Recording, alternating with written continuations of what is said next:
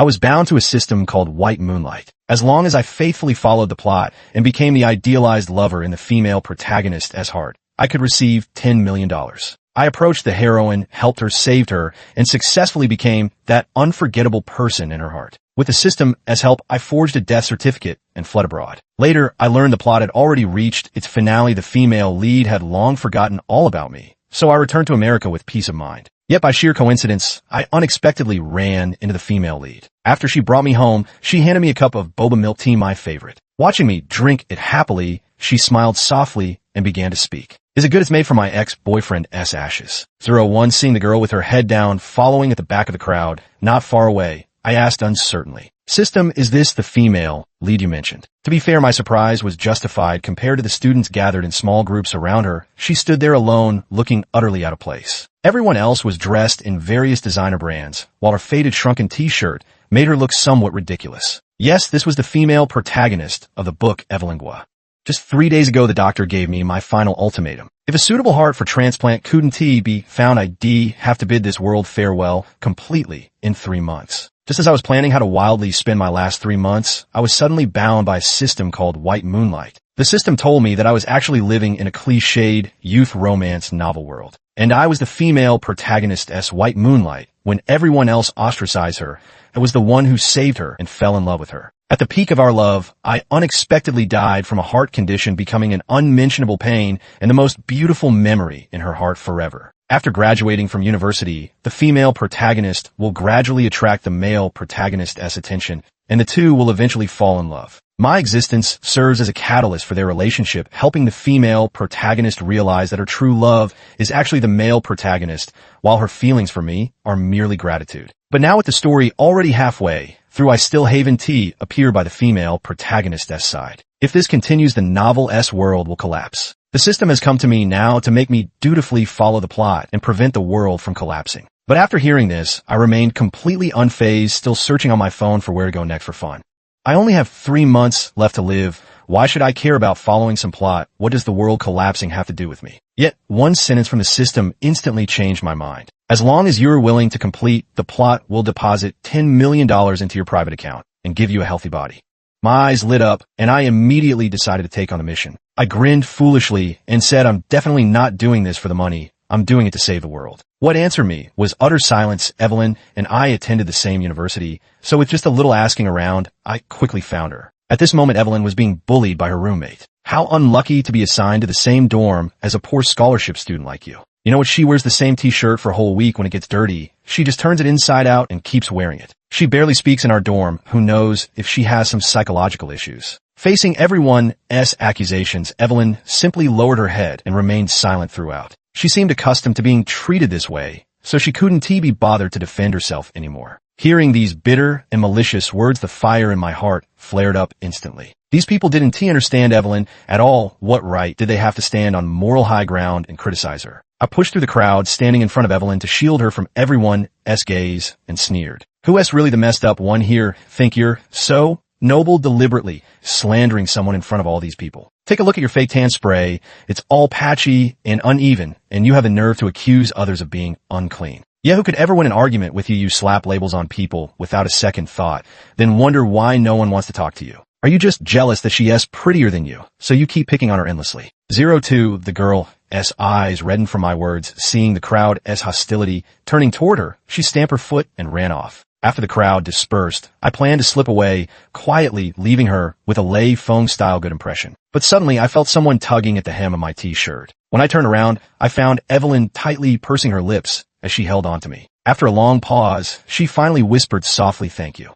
Perhaps unaccustomed to receiving kindness from others, Evelyn's face showed a hint of bashfulness. But I exclaimed in surprise, "Classmate, you're so beautiful. Why do you hide yourself behind those oversized glasses and that old hoodie?" I'm from our school's photography club. The final project is due soon, but I haven't found the right model. Yet would you be willing to help me out? Before she could react, I immediately dragged Evelyn to the most famous styling salon in town. With a grand gesture, I told the stylist to give her a complete makeover. While waiting, I kept arguing with the system. This money is technically mission expenses. Can't you guys just reimburse me for it? A minute passed, and the system ignored me. I'll lower my demands. Even covering half would do. Do you know how many fewer steaks I'll have to eat this month after spending this money? Can you really bear to watch me starve to death? The system still ignore me. I gave up. Just as I was hanging my head in dejection, I looked up and saw Evelyn slowly emerging from the dressing room. No joke, in that instant, I felt like I was seeing an angel. Every beautiful word used to describe her would pale in comparison. What homecoming queens, campus goddesses, or even Hollywood stars, they all pale in comparison to Evelyn. Seeing the awestruck gazes around us, I felt a surge of pride. I didn't hold back my praise. Evelyn, you're absolutely stunning. Those people who talk about you, they're just jealous of your beauty. All you need to do now is ignore them, stay confident, stay beautiful, and let the truth shut them up. Evelyn tugged uncomfortably at the hem of her skirt and whispered, "Thank you for comforting me, but this outfit must be expensive. I should return it quickly." The stylist waived all of Evelyn's fees for the day, with his only request being to take her photo for salon promotional materials. I stared at them dumbfounded. Was this the power of a female protagonist as Halo? Just swipe your face after leaving the shopping mall. I was still lost in the shock of what had just happened when I heard Evelyn say, "Thank you so much today. You've given me a completely different experience from my usual life. I'm Evelyn Gua, very pleased to meet you." I paused for a moment, then smiled and shook Evelyn's hand. "My name is Leo Chun." Watching Evelyn's face bloom into a smile, I experienced for the first time the genuine sensation of an iceberg melting. For the first time, my heart raced uncontrollably. 03. Just as I returned to my dorm planning how to proceed with the storyline to make Evelyn fall for me, I suddenly noticed the school's anonymous gossip page had gone viral. My roommates were passionately discussing the female lead of this incident. A student who used to be dirt poor suddenly returned to the dorm today, wearing a full set of designer clothes, just as a diamond necklace worth a fortune went missing from their shared dorm room. Now all suspicious eyes are fixed on that student. The whistleblower even wrote on their homepage, "She's just a poor scholarship student from some rural town, heard all her family's money goes to her younger brother. If she didn't steal the necklace, then where did she get the money for those designer brands?" This sentence subtly implies that the student became a sugar baby. Originally, this matter had nothing to do with me, but when I heard my roommate say it was Evelyn Gua from the first-year business school, I couldn't stay seated any longer. I clicked open that expose page and carefully read the post from beginning to end. Seeing a bunch of people jumping on the bandwagon to claim Evelyn was being kept, I completely lost it. I've seen her before, always dressed to catch attention, clearly not a decent person. I'm her roommate today. She got out of a luxury car walking strangely. Could she have caught the eye of some greasy middle-aged man trying to take a shortcut? With so many people talking about it, the school administration eventually got involved. The necklace was too valuable, so Evelyn's roommate simply called the police. Under suspicion, Evelyn was taken to the police station for questioning. I asked the system with some concern. She's the female lead, so nothing bad will happen to her, right? Only after receiving confirmation did I finally relax. The next day, I was awakened by the system's alert tone. System warning: significant deviation detected in the plot. Host is required to intervene immediately. I jolted awake in shock upon checking my phone. I was stunned to discover that Evelyn was actually about to be expelled by the school. Unable to find a real thief, Evelyn's roommate had pinned all the blame on her, adamantly insisting that she was the one who stole the necklace. Since Evelyn couldn't explain the origin of these designer clothes, everyone became convinced of her guilt. After deliberation, the school administration ultimately decided to expel Evelyn. This entire situation left me utterly dumbfounded. Shouldn't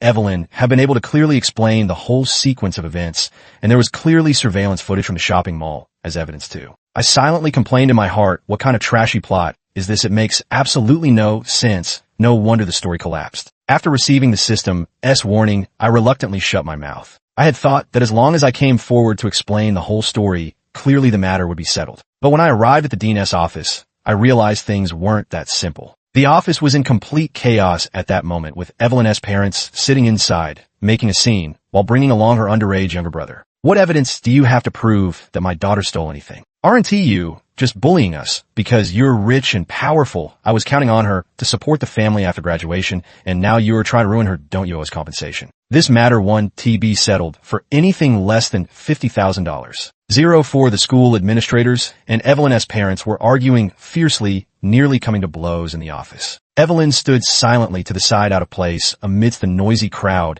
as if the whole matter had nothing to do with her. Evelyn's mother noticed her and strode forward to slap her across the face, shouting angrily, "If you behaved properly at school, would we have had to come all this way? Tell me, where did you get the money for those clothes? If you didn't steal or rob anyone, how could you possibly have so much? Or are you really like what those people say, being kept by some rich old man?" If you've really hooked up with a wealthy man, that's fine too. Just give me $200,000, and after that you can do whatever you want to interfere. My eyes widened, and I quickly stepped forward to shield Evelyn behind me. Soon a bright red handprint swelled on Evelyn's left cheek, glaringly conspicuous against her fair skin. I was so angry that I immediately wanted to confront her parents, but Evelyn shook her head at me. She whispered softly, "It's okay, I'm used to it." I glared fiercely at her parents before turning to look at the dean. I said in a low voice, "Dean, you have no evidence that Evelyn stole anything, nor do you have proof that she is being kept by some older man. What gives the school the right to conclude outright that Evelyn has brought a terrible influence to the school? Just because Jessica is the daughter of a school trustee, does that mean you can distort the truth and let her slander others? Jessica is the very roommate who has been targeting Evelyn at every turn. It was only just now that I learned Jessica is actually the antagonist in the story. The author uses her presence to highlight the female protagonist's noble qualities, allowing the heroine to thoroughly humiliate the supporting female character through repeated setbacks. Although this plotline doesn't exist in the original novel, I must help Evelyn put Jessica in her place. Jessica sneered and said, "So you were the one defending Evelyn yesterday. With all this evidence against her, you're still speaking up for her. Don't tell me you're the sugar daddy she's latched onto." I couldn't be bothered with her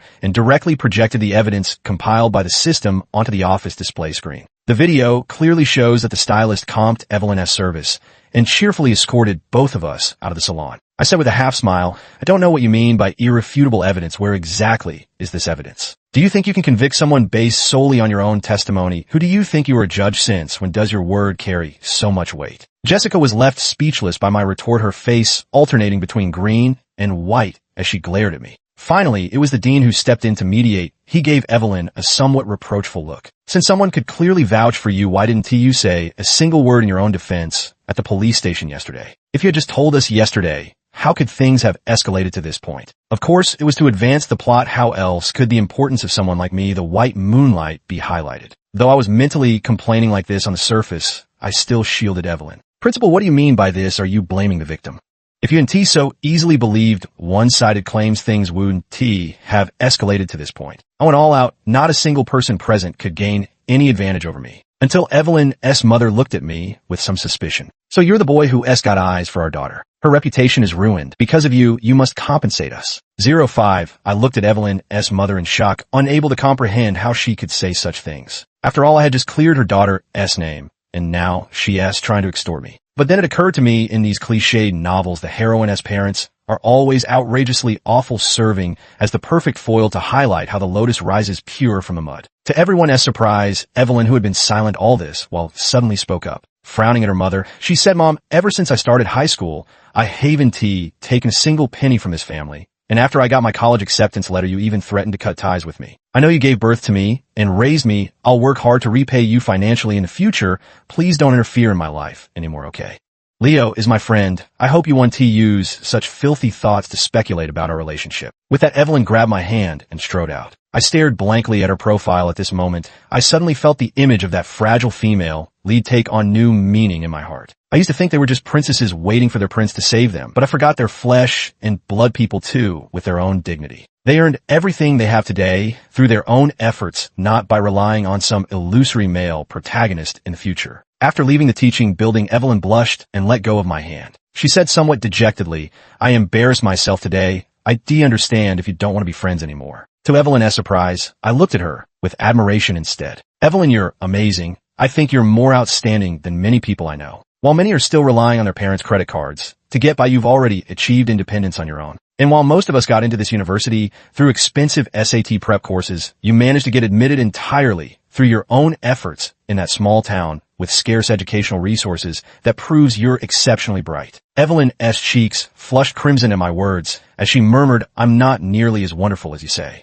These were all my heartfelt words, though, by the story's design, Evelyn had to be born into such circumstances. While we knew she was destined to succeed, her efforts were utterly genuine. It was through pulling all-nighters one after another that she barely managed to stand on the same starting line as us. But I pivoted abruptly, adopting a deliberately stern expression as I looked at Evelyn. "Did you ever really consider me a friend? Why didn't you tell me when something this big happened? You could explained everything in just a few words, or simply call me over to clarify things for you in front of them. Why did you have to bear it alone? Is it because you actually don't want to be friends with me?" Evelyn shook her head like a rattle drum. Just as she tried to defend herself, I reached out and covered her mouth, signaling her not to speak yet. With a bright smile, I said we're friends, so you must tell me whenever something happens from now on, okay? The breeze was gentle that day, and I had no idea how deeply this moment would be etched into Evelyn's heart. 065 years later, I stepped off the plane, grumbling under my breath. I cursed the system in my mind. Could you be any more unreliable? I spent 5 whole years hiding abroad under an assumed name over 1,800 days and nights. I was practically sick of all those burgers and fries overseas, and you still wouldn't let me return to the U.S. I struggled to squeeze through the crowd, feeling like every bone in my body was about to fall apart after 15 hours on the plane. On the ride-hailing taxi home, I suddenly caught sight of my alma mater, Northwood University. In a flash of inspiration, I decided my first meal back would be at that ramen shop on the University Town S Street corner where I used to eat. As I huffed and puffed while dragging my suitcase around searching for the shop, I found a large crowd gathered ahead. It looked like some kind of marriage proposal was happening. Since I couldn't find a ramen shop anyway, I asked someone nearby why there was such a crowd gathered up ahead. The person gave me a slightly surprised look, but still dutifully explained the situation. It's the eldest son of the Hayes family proposing marriage up there. Rumor has it they've been dating for 3 years, and now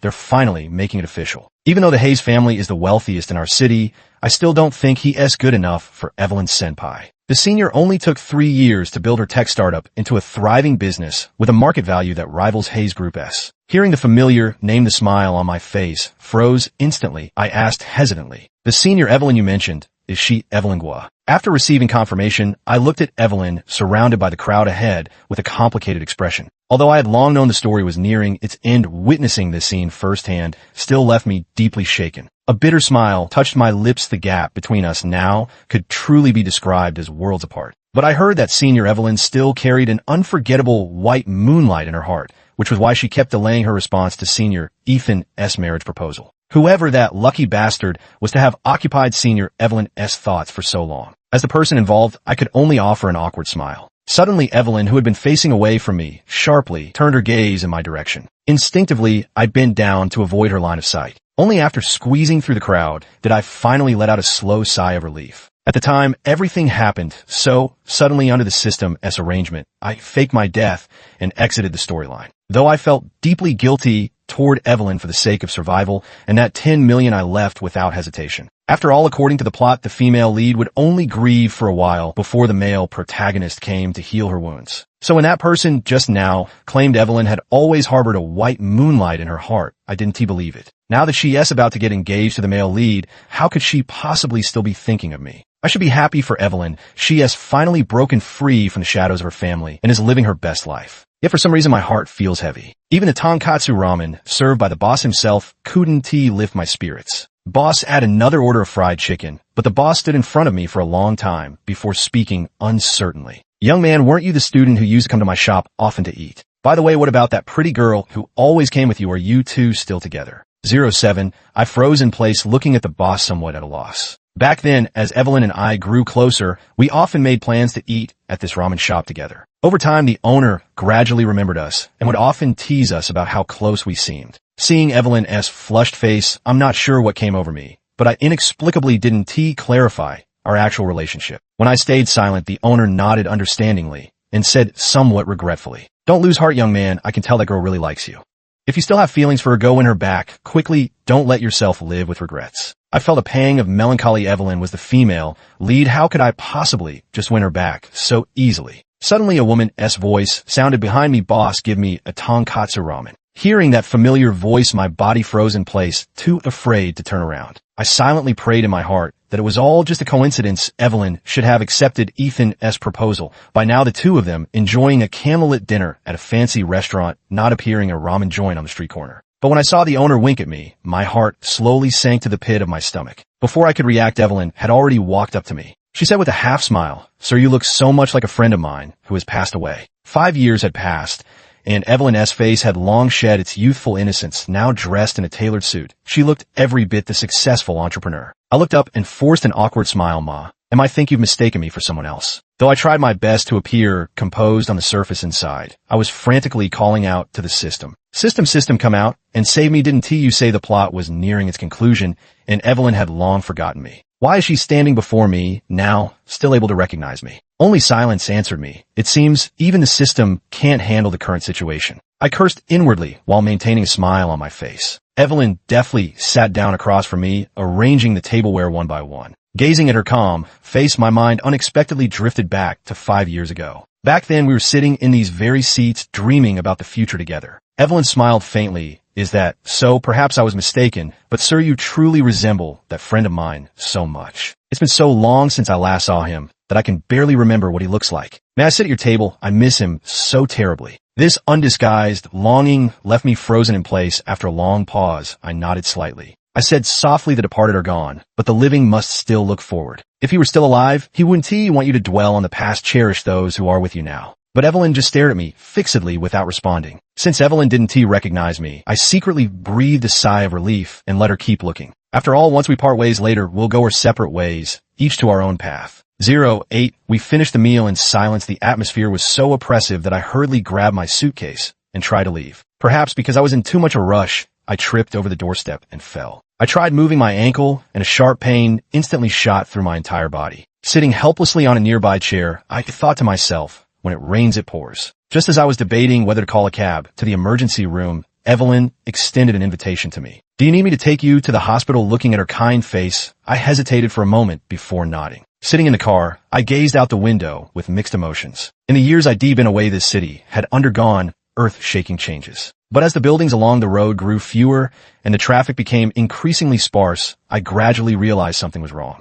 I cautiously asked, is this the way to the hospital? Evelyn replied indifferently, I just received an urgent notice and need to go home immediately to fetch a contract. I'll take you to the hospital right after I get it. I nodded in understanding. What a career-driven woman, still working so hard right before her engagement. Naive as I was, I had no idea what was about to happen next. When I turned to ask Evelyn again, a pungent smell suddenly assaulted my nose and mouth. The next moment, I passed out. Before losing consciousness, I saw Evelyn staring at me with a gloomy expression. 5 years, Leo, I've finally found you. When I woke up, I was lying on a soft, large bed. The sharp pain in my ankle jolted me fully awake. I tried to move only to find my wrists and ankles shackled to the bedpost with metal cuffs. I realized in horror that I'd been imprisoned by Evelyn. System, something's wrong. Come out quick. Didn't you say you gave me a new identity? Why was I recognized by the female lead? Why is the female lead acting out of character? Why would she imprison me? After a moment, the system's dull voice responded. System detects complete storyline has ended. Subsequent events are not our responsibility. After saying this, the system went completely offline. No matter how much I called out, it never responded again. An overwhelming sense of helplessness surged in my heart. What did it mean that the plot had concluded? Did it mean that from now on the characters in the book would no longer be controlled by the storyline?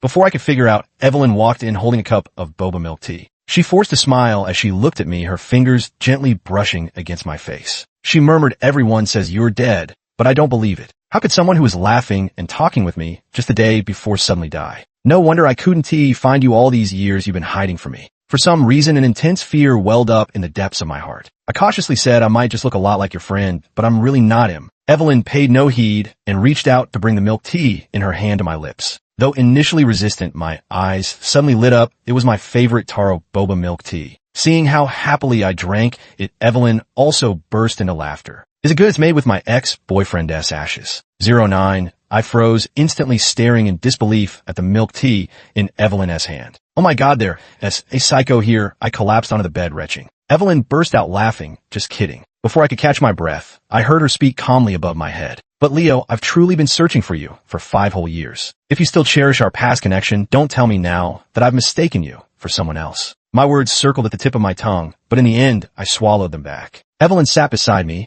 and spoke softly. I still remember how we had made plans just the day before to go to the amusement park and ride the Ferris wheel together, but the next day, when I rushed out excitedly, the news that greeted me was of your sudden death from a heart attack. I went mad trying to find your remains, but the hospital staff told me you had already been cremated. If it were you, would you believe it? My thoughts suddenly returned to that day. It was also on that day I realized I had fallen for Evelyn, but deep down I knew very well that the two of us could never be together. After much internal struggle, I asked Evelyn out to the amusement park. You only live once, better not leave yourself with regrets. But just as I was excitedly preparing for the next day, as confession, the system that had been playing dead suddenly came back online. The system detected that the female lead's affection toward the host has reached 100. The white moonlight plot must be terminated immediately. As agreed, we have arranged a new identity for you. $10 million will be transferred to your private account shortly. The system's words poured over me like a bucket of cold water, instantly extinguishing all my passion. How could I be so foolish as to fantasize about developing a romantic relationship with the female lead. Under the System S arrangement, I suddenly suffered a heart attack